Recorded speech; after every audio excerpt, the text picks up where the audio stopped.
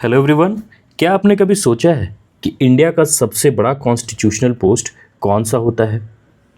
चलिए समझते हैं आर्टिकल 52 ऑफ इंडियन कॉन्स्टिट्यूशन के बारे में।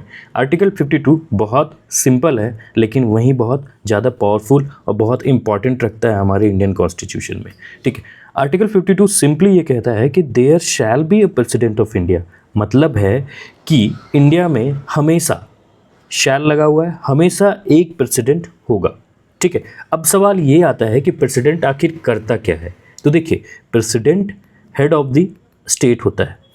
मतलब स्टेट का जो सबसे ऊपरी पोस्ट है या मालिक कह लें, वो कौन है? हमारे कंट्री का प्रेसिडेंट है। ठीक है, इसलिए हम प्रेसिडेंट को फर्स्ट सिटीजन ऑफ इंडिया भी कहते हैं। ठीक है, और ये एक्ट करता है as a symbol of unity integrity of the nation. मतलब जितने भी स्टेट्स हैं, अलग अलग स्टेट्स हैं, झारखंड, बिहार, राजस्थान, जो भी स्टेट हैं, सारे को क्या है कि एक यूनिटी की तरह एक बांध के रखता है सेंटर से। ठीक है, और प्रेसिडेंट इंडिया का हेड होता ही है। तो जहाँ जो हमारे जो पीएम होते हैं वो गवर्नमेंट चलाते हैं। ठीक है, वहीं प्रेसिडेंट जो है यूनिटी, इंटीग्रिटी और सॉवरेनिटी का सिंबल होता है। ठीक है, प्रेसिडेंट के देखिए कुछ इंपॉर्टेंट काम भी होते हैं। ओके, जिसमें सबसे पहला आता है लॉ को अप्रूव करना। जो भी लॉज हमारे लेजिस्लेचर ने बनाए हैं उनको क्या है, अप्रूव करेंगे। ये आर्म फोर्स जो होते हैं इनके क्या हैं, ये सुप्रीम कमांडर होते हैं। जो भी आर्म्ड एक्शन होंगे वो प्रेसिडेंट के साइन के बाद ही होंगे या उन्हें उनके अप्रूवल के बाद ही होंगे।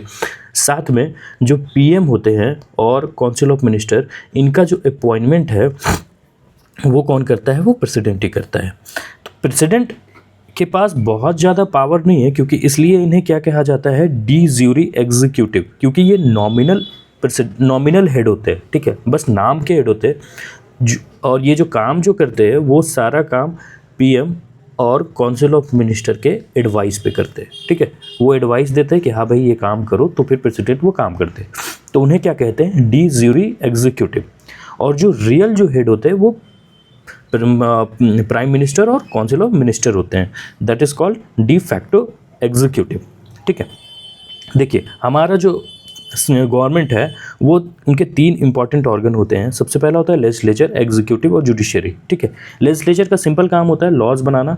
एग्जीक्यूटिव के जो काम होते हैं वो लॉ को इम्प्लीमेंट करना। ठीक है, और उनका हेड कौन होता है? प्रेसिडेंट। मतलब लॉज को इम्प्लीमेंट कराने की पूरी जिम्मेदारी किनके ऊपर आती है? प्रेसिडेंट के ऊपर। और जुडिशरी आप जानते ही हैं, हमारा सुप्रीम कोर्ट जो लॉज को चेक एंड बैलेंस करता है। ठीक है, तो प्रेसिडेंट क्या हुआ कि आपका हेड ऑफ द एग्जीक्यूटिव हुआ, लेकिन नॉमिनल। और जितने भी एग्जीक्यूटिव एक्शंस हैं वो किनके नाम पे लिए जाते हैं? वो हमारे प्रेसिडेंट के नाम पे लिए जाते हैं। ठीक है, तो देखिए आर्टिकल 52 छोटा ज़रूर है, लेकिन इसका इम्पैक्ट बहुत बड़ा है। Thank you.